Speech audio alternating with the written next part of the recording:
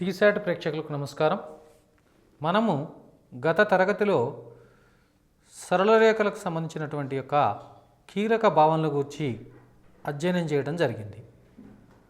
We have discussed very clear about the straight lines and it's concepts. Now today we are going to deal about the problems based on the concepts of the straight lines. అంటే సరళ రేఖలకు సంబంధించినటువంటి భావాలకు చెందిన కొన్ని ముఖ్యమైనటువంటి ప్రశ్నలను మనము ఈ అధ్యాయంలో అంటే ఈ అధ్యాయానికి సంబంధించింది ఈ కార్యక్రమంలో మనము సాల్వ్ చేయటం జరుగుతుంది. అదేవిధంగా మరికొన్ని ఏదైనా భావనలు కనుక మనము గత ఎపిసోడ్లో కనుక పూర్తి చేయకున్నట్లయితే వాటిని కూడా ఇక్కడ పునశ్చరణ చేసుకొని ఆ భావనలను మనము ఒకసారి జ్ఞప్తికి తెచ్చుకొని తద్వారా ఈ అధ్యాయానికి సంబంధించినటువంటి ముఖ్యమైనటువంటి ప్రశ్నలను మనము సాధించడానికి ప్రయత్నం చేద్దాం. ఎందుకంటే ముఖ్యంగా సరళ రేఖలు అనేటువంటి అధ్యాయంలో ఎక్కువ శాతం మనకు పోటీ పరీక్షల్లో వచ్చే అవకాశం ఉంది. కాబట్టి ఈ యొక్క అధ్యాయంపై మనం బాగా కాన్సన్ట్రేట్ చేయవలసిన అవసరం ఉంది. కాబట్టి ఈ అధ్యాయంలో ఉన్నటువంటి ప్రతి భావనకు సంబంధించినటువంటి కనీసం ఒక సమస్యనైనా మనం సాధించవలసిన అవసరం ఉంది. అదేవిధంగా మీరు కూడా ఈ తెలుగు అకాడమీ వాళ్ళు ప్రచురించినటువంటి ఇంటర్మీడియట్ పాఠ్య పుస్తకాలనేలో 1Bలో మీరు సరళ రేఖలకు సంబంధించినటువంటి యొక్క అధ్యాయాన్ని ఉదాహరణతో సహా పూర్తి స్థాయిలో కనుక చేసినట్లయితే దీనిపైన మంచి మీకు అవగాహన వస్తుంది. కాబట్టి మీరందరూ కూడా ఈ తెలుగు అకాడమీ పుస్తకంలో దాని ఒక రెఫరెన్స్ బుక్గా తీసుకోవాల్సిందిగా కోరుచున్నాను. మనం ప్రస్తుతానికి ఈ అధ్యాయానికి సంబంధించినటువంటి సమస్యల్లో ఒక మొట్టమొదటి సమస్య ఈరోజు మనము సాధిద్దాం. ఒక రేఖ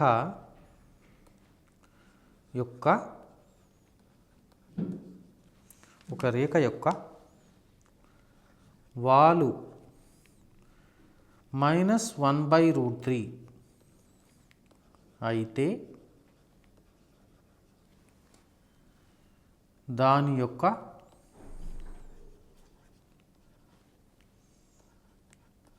వాలుతనము the inclination or the slope of a line is -1/√3, then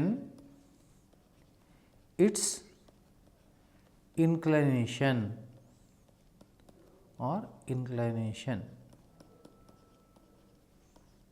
first option π/3,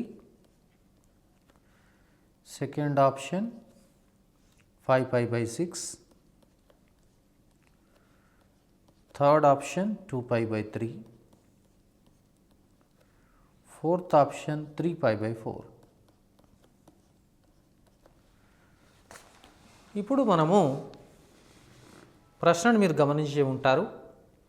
ఒక రేఖ యొక్క వాలు ఇచ్చారు కాబట్టి మనం కనుక్కోవలసింది ఇక్కడ వాలుతనము. ఒక రేఖ యొక్క వాలు మనకు tan θ అని తెలుసు.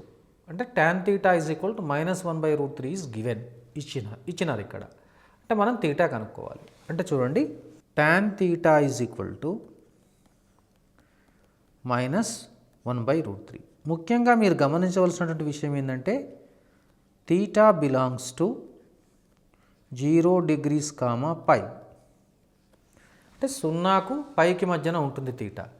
కాబట్టి tan θ అనేది మనకు సాధారణంగా దీని నుంచి మనం ఏం గమనించవచ్చు అంటే θ belongs to first or second quadrant, మొదటి రెండవ పాదంలో ఉంటుంది.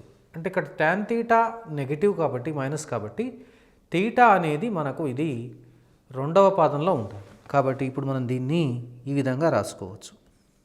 tan ఆఫ్ 180 degrees మైనస్, ఎందుకంటే tan 30 1/√3 కాబట్టి దీన్ని 180 - 30గా రాద్దాం. θ = 150 degrees. దీన్ని మనము రేడియన్లకు మార్చాలి. 150 × π/180, 0 0 క్యాన్సల్, 3 6 3 5 అంటే 5 π/6. So B is the right option. ఇప్పుడు మనము ఒక విషయాన్ని చర్చించుకుందాం. ఉదాహరణకు tan θ is equal to -3/4. Theta వాలుతనమైతే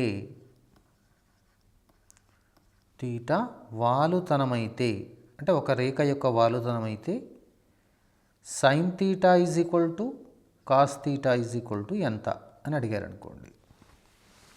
అంటే సాధారణంగా ఇక్కడ గమనించవలసినటువంటి విషయం ఏంటంటే తీటా వాలుతనం కాబట్టి ఈ తీటా అనేది మొదటి 2 పాదాల్లో ఉంటుంది. అంటే మొదటి 2 పాదాల్లో సైన్ ప్లస్ అవుతుంది, కాస్ మైనస్ అవుతుంది. కాబట్టి ఇక్కడ మనం చేయవలసింది ఎలా చేయాలంటే ఇప్పుడు లంబకోణ త్రిభుజాన్ని తీసుకొని తీటా ఇది 3 ఇది 4గా తీసుకుంటే పైథాగరస్ త్రికం ప్రకారం 5 అవుతుంది. కానీ తీటా బిలాంగ్స్ టు ఇక్కడ సెకండ్ క్వాడ్రంట్ కాబట్టి sin θ ప్లస్ వాల్యూ వస్తుంది. So sin θ is equal to 3/4 5గా తీసుకోవాలి. cos θ ఈజ్ ఈక్వల్ టు ఇక్కడ మైనస్, సో -4/5. ఇక్కడ జాగ్రత్తగా గమనించాలి. If θ is equal to is a inclination of a line and tan θ is equal to -3/4, and if you are asked to find out sin θ and cos θ, you should be very careful that always here theta lies in the second quadrant. So as it lies in the second quadrant, so sin θ value is positive whereas cos θ is negative. So we get sin θ is positive and cos θ is negative. కాబట్టి ఈ విషయాన్ని మీరు దృష్టిలో పెట్టుకున్నట్లయితే ఈ సమస్యను మనం చాలా సులభంగా సాధించవచ్చు. ఇప్పుడు మనము మరొక ప్రశ్నను మనం సాధిద్దాము. y is equal to mx plus c అనే రేఖ 3, -4 మరియు -1, 2 బిందువుల ద్వారా పోతుంటే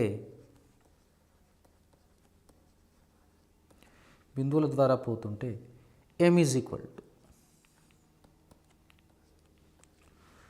so A option -2/3, B option -3/2, C that means third option 3/2, 2/3. If the straight line y is equal to mx plus c passes through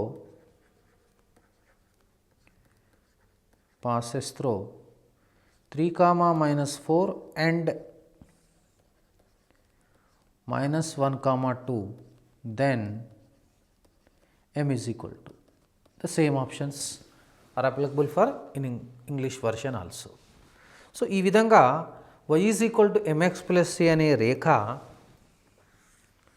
ఈ 2 బిందువుల గుండా గనక వెళ్తుంటే m విలువ ఎంత? So that means if it is passes through these 2 points then what is the value of m? So దీన్ని మనం ఎలా కనుక్కోవాలి అంటే 2 పద్ధతిలో చేయొచ్చండి. ఎలా చేయవచ్చు అంటే ఫస్ట్ ఈ 3, -4ను మనం y is equal to mx ప్లస్లో ప్రతిక్షేపించినట్లయితే మనకు m, cలలో ఒక రేఖీయ సమీకరణం వస్తుందండి. అదేవిధంగా రెండవ బిందువును -1, 2ను ప్రతిక్షేపించినట్లయితే మరొక రేఖీయ సమీకరణం వస్తుంది m, cలలో. ఆ రెండింటిని కనుక మనం సాధించినట్లయితే మనకు m విలువ వస్తుంది. లేకపోతే ఇక్కడ జాగ్రత్తగా గమనించినట్లయితే m అనేది స్లోపు వాలు కాబట్టి ఈ 3, -4 మరియు -1, 2 బిందువులను కలిపేడి సరళ రేఖ యొక్క వాలు కనుక్కుంటే సరిపోతుందండి. ఆ సూత్రం ఏమిటి? y2 - y1/x2 - x1. Very simple. కాబట్టి మనము ఈ y2 - y1/x2 - x1 అనే సూత్రాన్ని ఉపయోగిద్దాం. కాబట్టి ఇప్పుడు ఇచ్చట మనకు m is equal to y2 - y1/x2 - x1. ఇప్పుడు దీనిలో 2y2 అవుతుంది, -(-4) by -1 -3, ఇది 6 by -4, 2 3 ja 2 2 ja, so -3/2. So which is the right option? Yes, B is the right option. So ఈ విధంగా చాలా సులభంగా చేయొచ్చు. ఇప్పుడు అదేవిధంగా మరొక ప్రశ్నను చూద్దాము. -8, 3, 2, 1 బిందువుల ద్వారా వెళ్ళేడి రేఖ 11, -1 k, 0 బిందువుల ద్వారా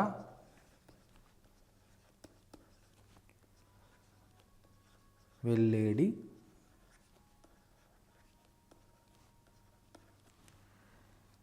రేఖకు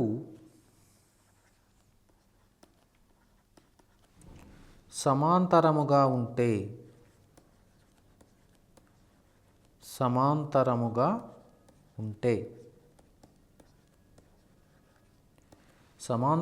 ఉంటే k యొక్క విలువ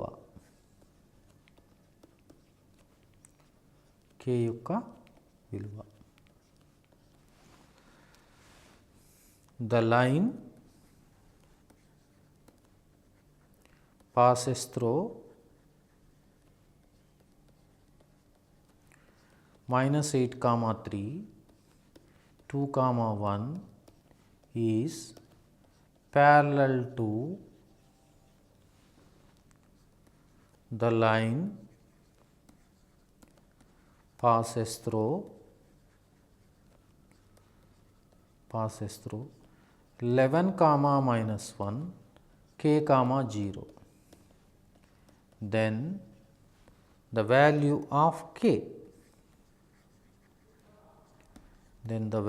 of k.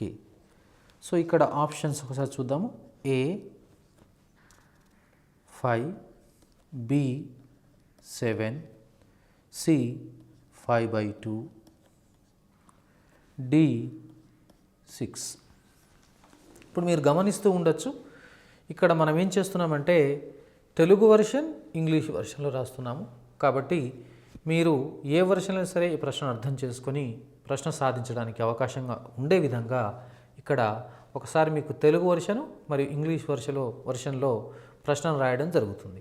ప్రశ్న జాగ్రత్తగా చదివి దీన్ని అర్థం చేసుకొని సాధించడానికి మనం ప్రయత్నం చేయాలి.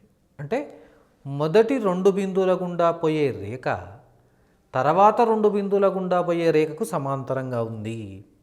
So that means the line passing through the first 2 points is parallel to the line passing through the second set of 2 points. అంటే అర్థం ఏంటి? ఎప్పుడైనా 2 రేఖలు పరస్పరము సమాంతరంగా ఉన్నాయంటే if they are parallel each other then their slopes are equal. అంటే ఇప్పుడు ఏం సింపుల్గా ఇక్కడ మనం చేయవలసిన పని ఏంటంటే స్లోప్స్ ఈక్వల్ చేయాలి. మనం ఇప్పుడు స్లోప్స్ కనుక్కుందాం. మొదట m1 అనుకుందాం. m1 అంటే ఈ 2 బిందువుల స్లోపు. అంటే చూడండి 1 - 3/2 + 8 -2/10 దట్ ఈస్ -1/5. ఇప్పుడు మనము ఈ 2 బిందువుల యొక్క వాలు కనుక్కుందాం. దాన్ని m2 అనుకుందాం. m2 is equal to 0 + 1/k - 11 అంటే 1/k - 11. So according to the problem లెక్క ప్రకారము m1 is equal to m2 అంటే 1/k - 11 is equal to -1/5. So 5 is equal to -k + 11. So k is equal to 11 minus 5. So k is equal to 6. This is the right answer. So D will be the right option. D. So ఈ విధంగా మనం ప్రశ్నను సాధించవచ్చు. So అదేవిధంగా ఉదాహరణకు సమాంతరంగా కాకుండా ఇప్పుడు లంబంగా ఇచ్చినట్లయితే అప్పుడు ఏం చేయాలి అంటే ఈ విధంగానే m1 m2 కనుక్కున్న తర్వాత వాటి యొక్క లబ్ధాన్ని కనుక అంటే m1 × m2 - 1 ఈక్వల్ చేస్తే మనకు కేవీలో వస్తుంది. అంటే if the given two lines are perpendicular then you are asked to find out k in the similar pattern, then what we have to do means just multiply the slopes of these two lines and it is being equated to -1 so that we get the value of k. ఇప్పుడు మరొక సమస్యను మనము చూద్దాము. 4, -7 ద్వారా వెళ్ళేడి క్షితిజ రేఖా సమీకరణం. క్షితిజ రేఖా సమీకరణం. The equation of the horizontal line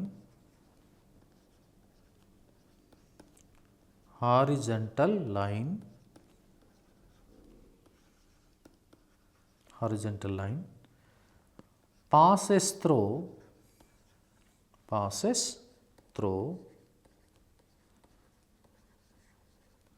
the point 4, -7 is. So option చూడండి. A y -7 is equal to 0, B y +7 is equal to 0, C y -4 is equal to 0, D y +4 is equal to 0. ఇప్పుడు మనము దీనికి ఒక సూత్రీకరణ చేద్దాం. సూత్రీకరణ చేసిన తర్వాత మనం ఈ లెక్కను చాలా సులభంగా చేయవచ్చు. సూత్రీకరణ ఏంటంటే x1, y1 ద్వారా వెళ్ళేడి క్షితిజ రేఖా సమీకరణం అని అడిగారు అనుకోండి. అంటే the equation of the horizontal line passes through the point x1, y1. So దానికి మనకు సూత్రం ఏమిటంటే ఇప్పుడు y is equal to y1 అండి. సో ఇది గుర్తుపెట్టుకోవాలి. సో ఈ ప్రకారం ఇప్పుడు సింపుల్గా వ్రాయొచ్చండి మనము. ఎలా అంటే జవాబు చూడండి. సో దీంట్లో y1 అనేది -7 కాబట్టి మనకు కావాల్సింది ఏమవుతుందండి y is equal to y1 కాబట్టి y is equal to -7. Therefore required equation కావలసిన సమీకరణం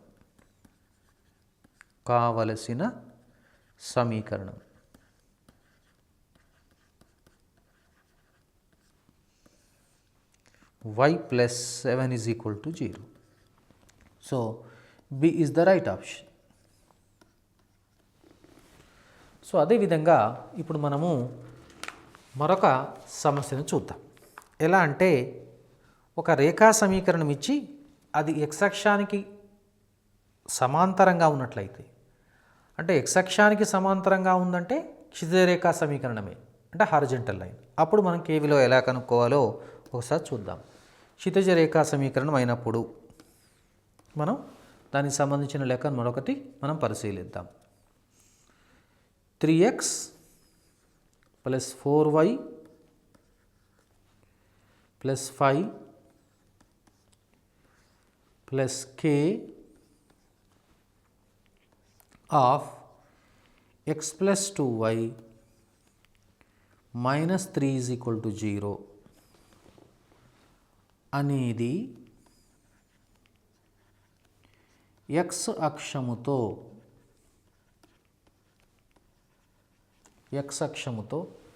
సమాంతరముగా ఉన్నట్లయితే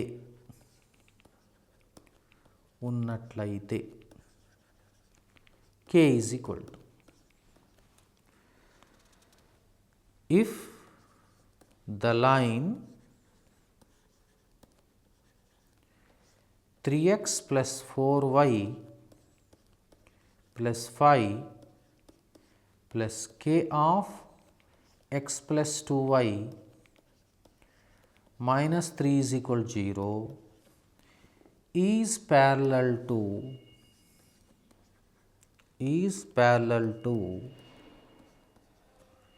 x-axis, then k equals to, ఇప్పుడు ఆప్షన్స్ ఒకసారి మనం పరిశీలిద్దాము.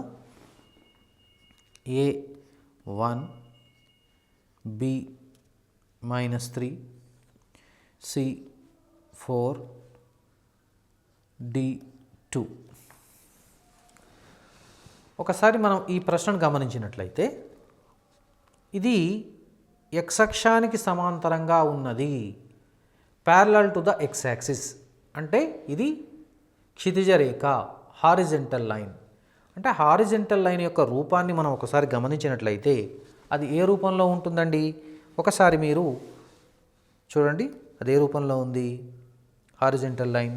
So y is equal to y1 రూపంలో ఉంది. అంటే y is equal to y1 రూపంలో ఉన్నదంటే మీరు ఏం గమనించవచ్చు? ఆ y ఈజ్ ఈక్వల్ టు y1లో మనకు x గుణకము లేదు. అంటే x గుణకాన్ని మనము శూన్యము చేయాలి. That means we have to eliminate the coefficient of x. How can you eliminate the coefficient of x? It's very simple. The coefficient of x is equated to 0. అంటే x యొక్క గుణకాన్ని మనం సున్నాకు సమానం చేస్తే అది తప్పనిసరిగా x అక్షానికి సమాంతరంగా ఉండే రేఖను తెలియజేస్తుంది. కాబట్టి ఒకసారి మనం ప్రశ్నకు వద్దాం. ఈ ప్రశ్నలో ఇప్పుడు మనం చూసినట్లయితే చూడండి, మొదట దీన్ని సూక్ష్మీకరిద్దాం.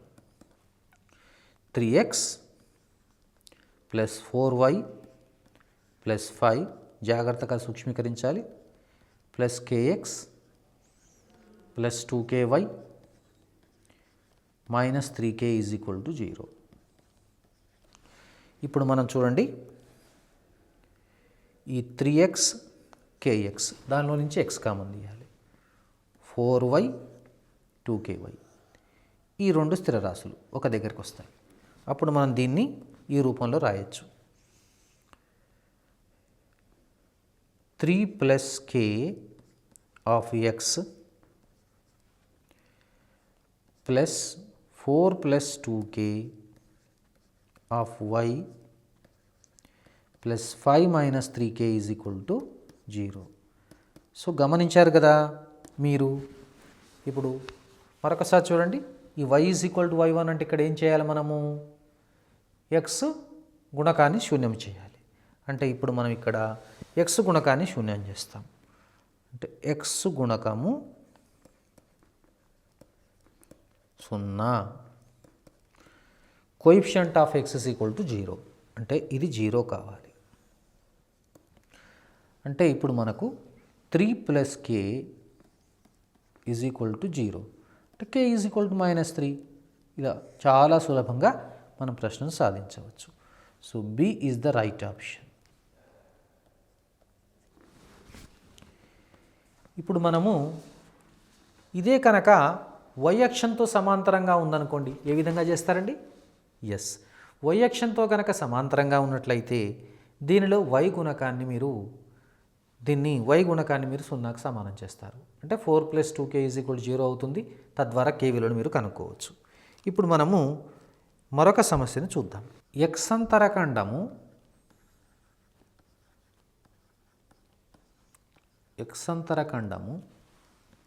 4 మరియు వాలుతనము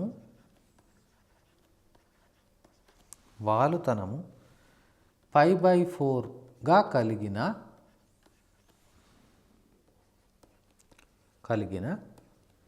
సరళ రేఖా సమీకరణం.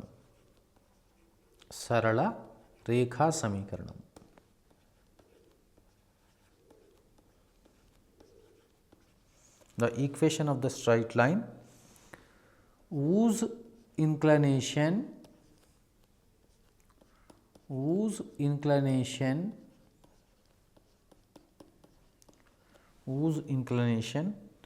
is π/4 and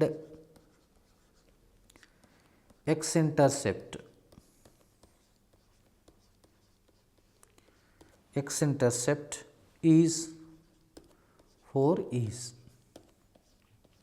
సరే, ఆప్షన్స్ ఉంటాయండి, ఆప్షన్స్ లేకుండా కూడా చేయొచ్చు. ఇప్పుడు మనం కనుక్కోవాల్సింది ఏంటంటే ఇక్కడ మనకిచ్చింది ఎక్స్ అంతరఖండము 4, వాలుతనము π/4.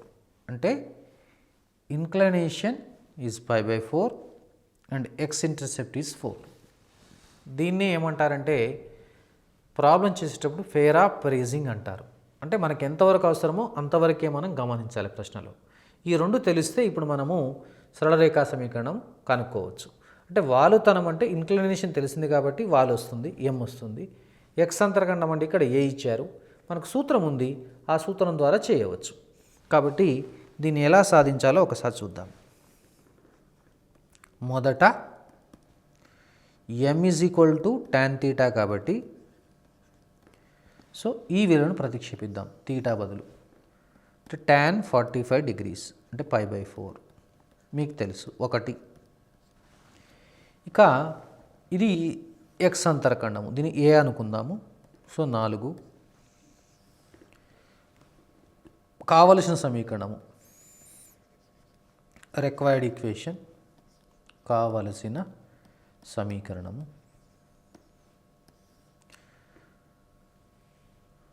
y = m times x minus a. ప్రతిక్షేపిస్తే 1 × x minus 4. So x minus 4 దీన్ని సాధారణ రూపంలో కూడా రాయొచ్చు. ఎలా రాయొచ్చు అంటే x minus y minus 4 = 0. So this is the required equation. ఇదే మనకు కావలసినటువంటి సమీకరణం. అదేవిధంగా y అంతరఖండం ఇచ్చి వాలుతనం ఇచ్చి కూడా సమీకరణాన్ని మనం కనుక్కోమని అడగవచ్చు.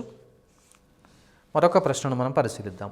ఎలాంటి ప్రశ్న అంటే ఇప్పుడు ఒక బిందువు గుండా ఒక బిందువిచ్చి ఆ నెక్స్ట్ ఊర్ధ్వరేఖా సమీకరణాన్ని కనుగొనమని అడగవచ్చు. సో అలాంటి ప్రశ్నను చూద్దాం. మనం ఊర్ధ్వరేఖా సమీకరణానికి సంబంధించినటువంటి సమస్యను మనం ఒకటి పరిశీలిద్దాం. -4,5 ద్వారా పోతూ లేదా -4 ద్వారా వెళ్ళేడి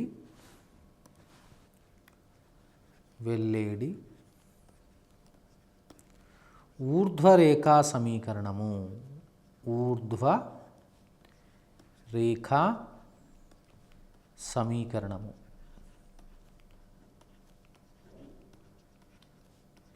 ఊర్ధ్వరేఖా సమీకరణం. Equation of the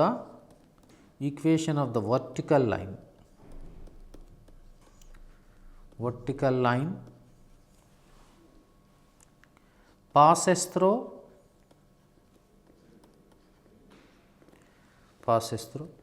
-4,5 is. So ఇక్కడ options x + 4 = 0, b x - 4 = 0, c x - 5 = 0, d x + 5 = 0. So ఇప్పుడు మనము వర్టికల్ లైన్ అంటే ఊర్ధ్వరేఖా సమీకరణం కనుక్కోవాలి. బిందువు ఇచ్చాడు కాబట్టి మనం దీనికి సూత్రీకరణ రాసుకుందాం.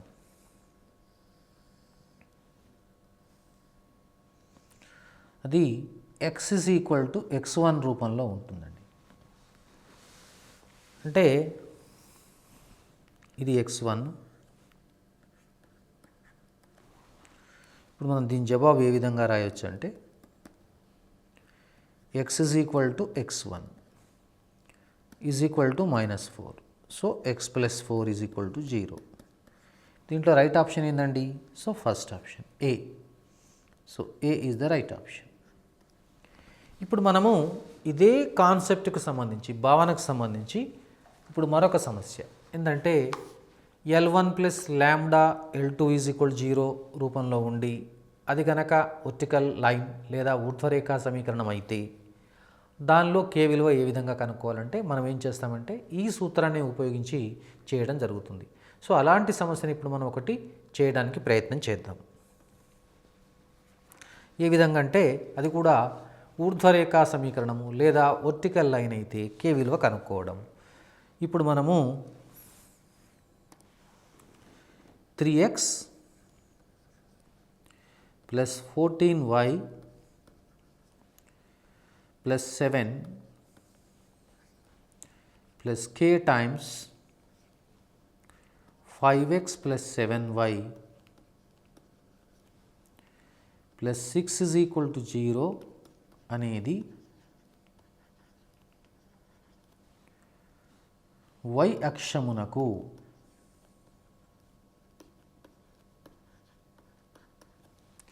సమాంతరముగా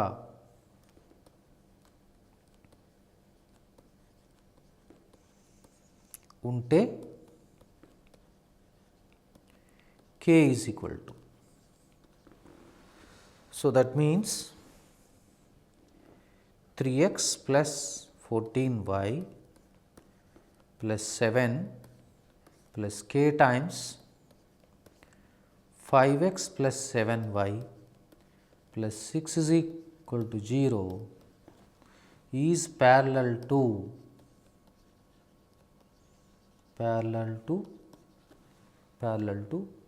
y axis. Then the value of k. First option 1 by 3, second option minus 3 by 5, third option minus 2, fourth option ఇక్కడ 2. సో అంటే ఇక్కడ మనం గమనించవలసింది ఏంటంటే ఒకసారి పరిశీలించండి. ఇప్పుడు దీనిలో y పదం లేదు, అంటే నో y టర్మ్. కాబట్టి ఇప్పుడు ఈ సమస్య విషయంలో మనం చేయవలసింది ఏంటంటే y గుణకాన్ని 0కు సమానం చేస్తే వస్తుంది. కాబట్టి ఇప్పుడు మనం దీన్ని సూక్ష్మీకరించి దీంట్లో ఉన్నటువంటి యొక్క y గుణకాన్ని కనుక మనం శూన్యానికి సమానం చేసినట్లయితే, అంటే after simplification if you just equate the coefficient of y to 0 so that we get the value of k. కాబట్టి మొట్టమొదట మనం దీన్ని సూక్ష్మీకరించి దాని యొక్క y గుణకాన్ని 0కు సమానం చేద్దాం. సూక్ష్మీకరణ జాగ్రత్తగా చేయాలండి. 3x plus 14y plus 7 plus 5kx plus 7ky plus 6k is equal to 0. ఇప్పుడు మనం చూడండి 3x 5kx 14y 7ky next 7 and 6k ఇవన్నీ ఒక దగ్గర రాయాలి. అంటే ఇప్పుడు మనం దీన్ని ఎలా రాయొచ్చు అంటే 3 ప్లస్ 5k ఆఫ్ ఎక్స్గా రాయొచ్చు, ప్లస్ 14 ప్లస్ 7k ఆఫ్ వైగా రాయొచ్చు, plus 7 plus 6k is equal to 0గా రాయొచ్చు. అంటే లెక్క ప్రకారం చూడండి ఒకసారి, అది ఈ రూపంలో ఉండాలి. కాబట్టి నో y టర్మ్ అంటే y గుణకాన్ని మనము శూన్యానికి సమానం చేయాలి. అంటే ఇక్కడ చూడండి y గుణకము ఈజ్ ఈక్వల్ టు 0 అంటే ఈ విలువ శూన్యం కావాలి. 14 plus 7k is equal to 0 అంటే మనం జాగ్రత్తగా గమనిస్తే 7k is equal to -14. So k is equal to -2. So right option C. So C is the right option. So ఈ విధంగా మనం ప్రశ్నను సాధించవచ్చు. చాలా ముఖ్యమైన ప్రశ్న అండి. సో అదేవిధంగా ఇప్పుడు మనము మరొక ప్రశ్న ఎలా అంటే, ఒక రేఖకు సమాంతరంగా ఉంటూ ఒక బిందువు ద్వారా పోతూ దాని యొక్క ఎక్స్ ఇంటర్సెప్ట్ కనుక్కోవడం. అంటే X intercept of the line parallel to the given line and passing through the given point. So అలాంటి సమస్యను మనం పరిశీలిద్దాం. 4x plus 7y is equal to 9 అనే రేఖకు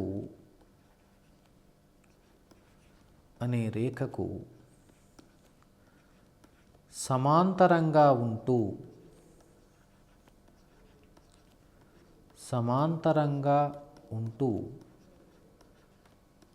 సమాంతరంగా ఉంటూ 2, 3 ద్వారా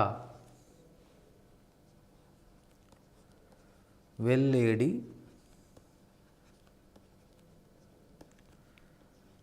రేఖ యొక్క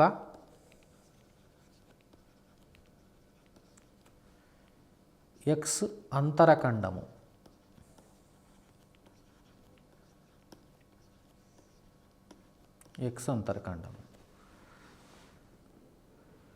x intercept of the line parallel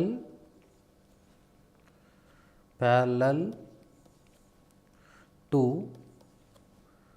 4x plus 7y is equal to 9 and passes through 2, 3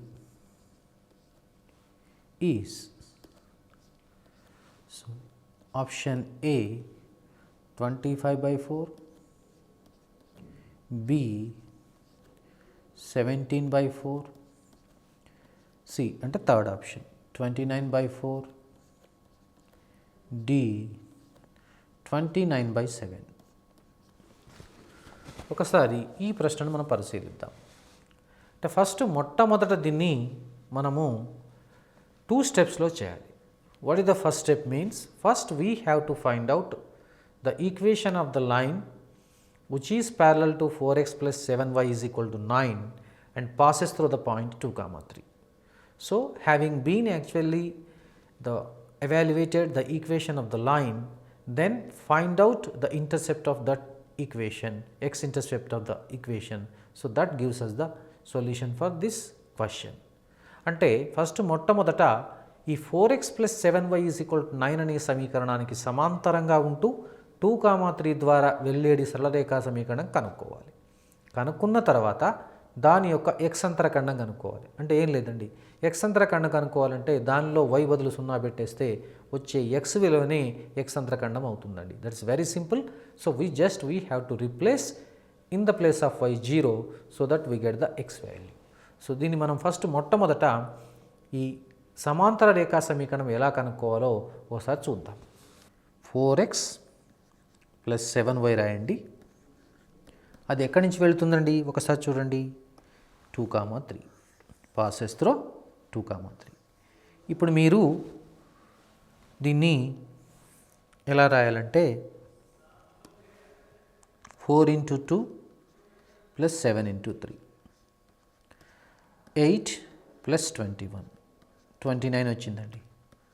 so equation 1 చాలా డైరెక్ట్గా వచ్చేసింది. ఇప్పుడు మనకు కావాల్సింది x అంతరఖండం కదండి. Put y is equal to 0 and x is equal to a రాయగా చూడండి ఏమవుతుందో. 4a is equal to 29. So a is equal to 29/4. So this is the x intercept. So C will be the right option. ఈ విధంగా మనం కనుక్కోవచ్చు. అదేవిధంగా మరొక సమస్యను మనం పరిశీలిద్దాం. 3x plus y is equal to 3 అనే రేఖకు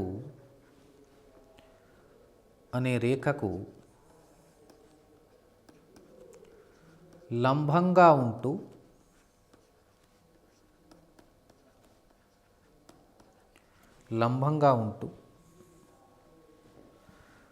2, 2 ద్వారా వెళ్ళేడి రేఖ యొక్క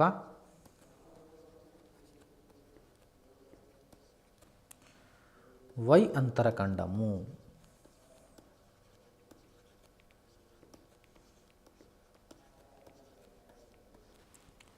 వై అంతరఖండము. అంటే గమనించండి, y intercept of the line, y intercept of the line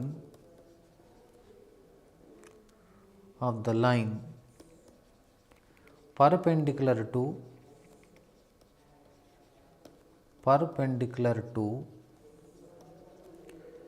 3x plus y is equal to 3 and passes through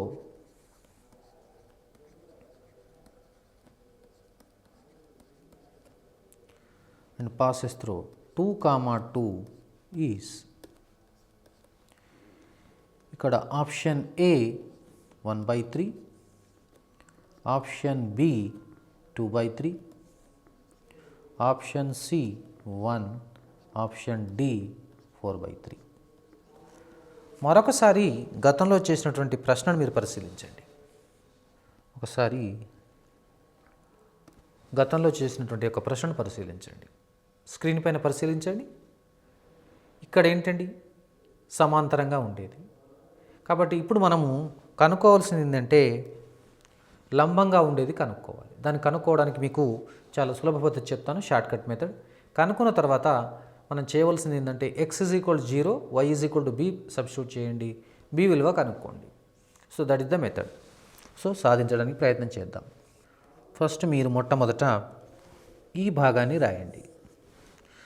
ఈ భాగాన్ని రాసి 3x + 4y రాసిన తర్వాత ఈ y గుణకాన్ని ఇటు, x గుణకాన్ని ఇటు తారుమారు చేసి దీని యొక్క గుర్తు మార్చండి మైనస్గా.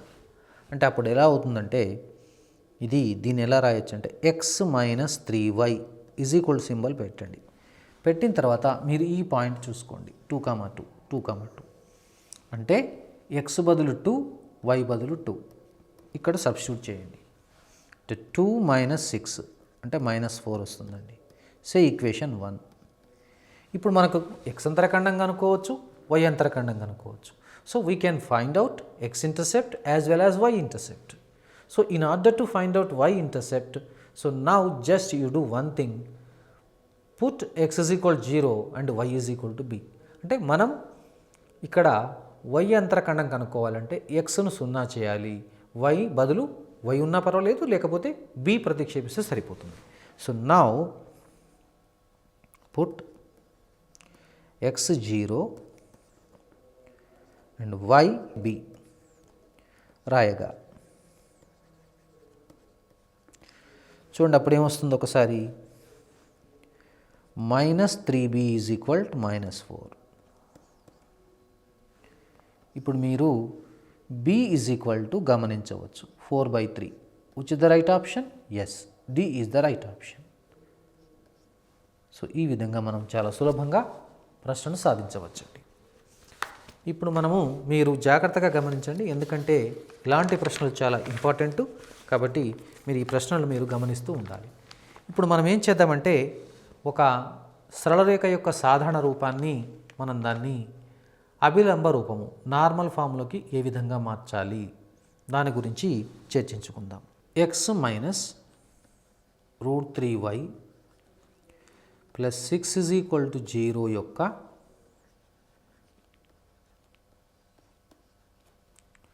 అభిలంబ రూపము.